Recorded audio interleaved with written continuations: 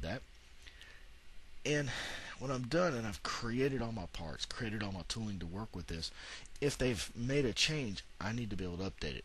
I don't have to re-import the file and go through that whole process again. I can tell it to update the wire file. It goes through, it updates everything parametrically, improve workflow, improve design intent. Content Center desktop content. Wonderful improvement. Gives me a much smaller footprint on my hard drive when I do my install. If I only need local content, I won't have to wait for all the 750,000 parts to load. It can take several minutes in some cases. This allows me to quickly and easily get that information, utilize it in a much smaller footprint. I can still customize it as required, and if I need to give that information to a file server based content center, I can give that to them. I can edit them with Microsoft Excel. So I can export it out, use my nice tools in Excel to quickly and easily be able to modify the content of a read-write library and bring that back in.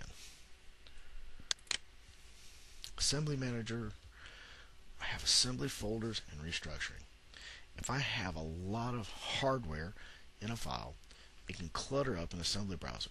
Well, if 60% of my assembly is hardware and I'm scrolling up and down constantly trying to find particular parts, assembly folders allows me to break those into folders.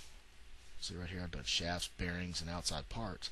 So I've taken all these and now I can group them together. So one, I know what they are. Two, other people can find them. And number three, I can shrink my browser up because I can, if I'm not looking at bearings or shafts, I can collapse these and greatly reduce my assembly browser. Improve workflow and organization. Restructuring allows me to promote and demote without losing assembly constraints. Lofted sheet metal, big wish list item. Be able to create quickly and easily be able to create a sheet metal from a lofted shape and unfold it. Improve workflow. We're going to take a look at this one too.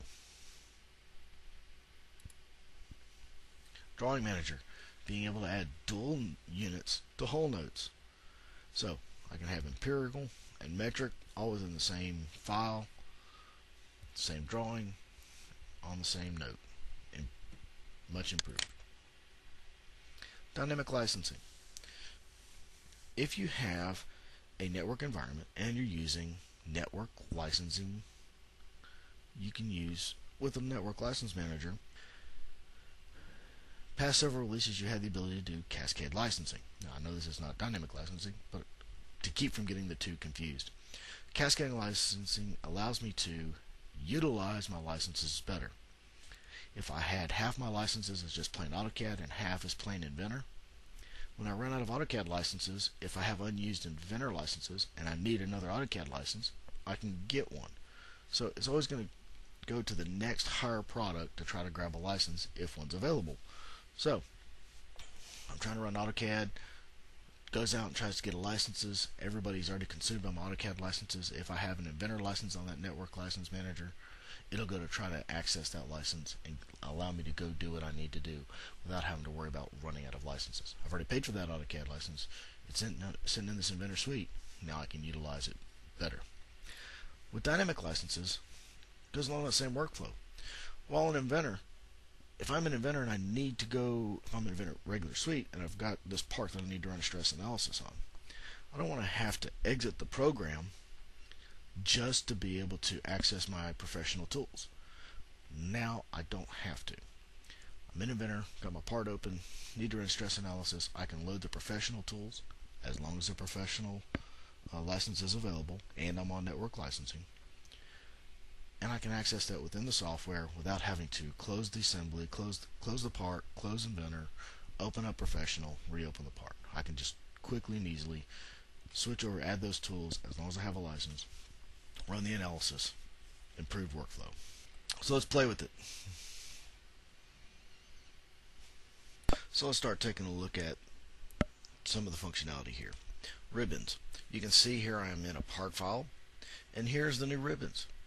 I have quick access to all my information. If I hover over a particular one, I get a quick tooltip. If I pause, I get more information out of the help file. Quick, easy access to the information without having to go find it. So, I'm just going to create a quick little block here, a couple little things.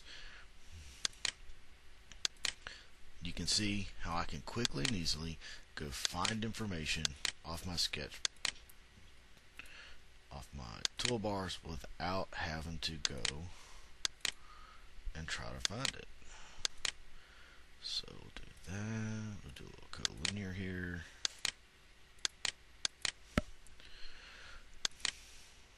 Make that equal to that. Make that equal to that. And you can quickly see how you can generate your information and use it. So, toolbars. Also on all of these, you see the little down arrow here. If you expand it, you'll have even more information. Okay. I can also use this to minimize on all my toolbars. So now when I hover over them, you see it'll expand out to just those. So I get even more desktop space. Okay. You'll note if I open up another file, I now have my Windows specific ones here, and at the bottom I have tabs. I can arrange them, cascade them. I have access to all this information. As I hover over them, I can even get a quick view of what's in that file, so I can know before I ever go to it. Quick and easy access through the ribbons. Okay, so let's take a look at some of the plastic injection molded part tools.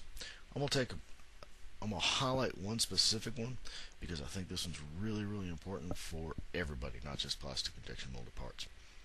Within plastic injection molded parts, they added the ability to create what's called multi-bodies. Great top-down design. Again, everybody can use it.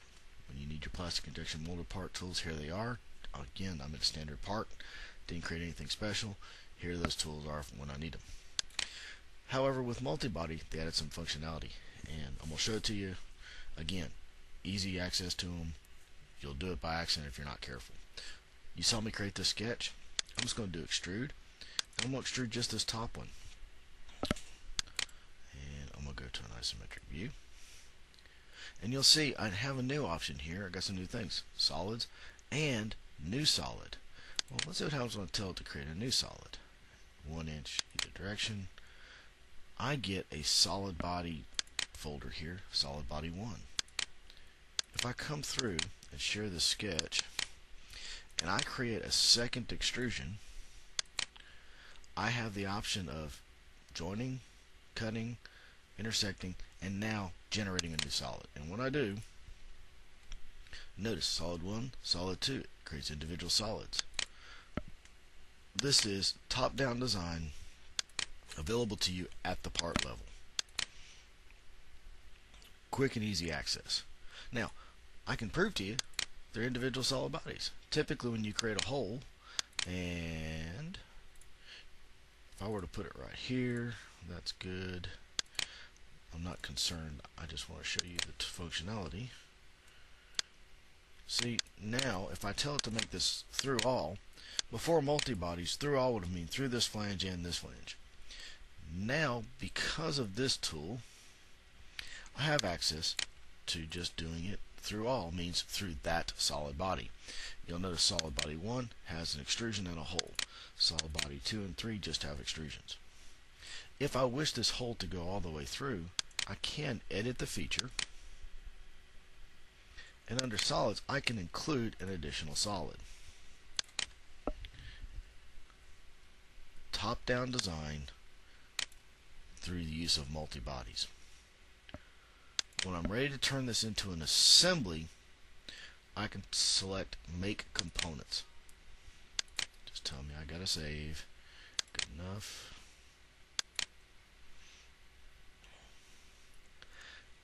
I can select which ones I want to turn into this assembly. There we go. Solid bodies 1, 2, and 3. Target assembly name is going to be whatever I select based off this standard in this location. I could have named these in the first place. If I forgot to name them, I can go through here and name them here. And this is where it's going to put it. I can quickly and easily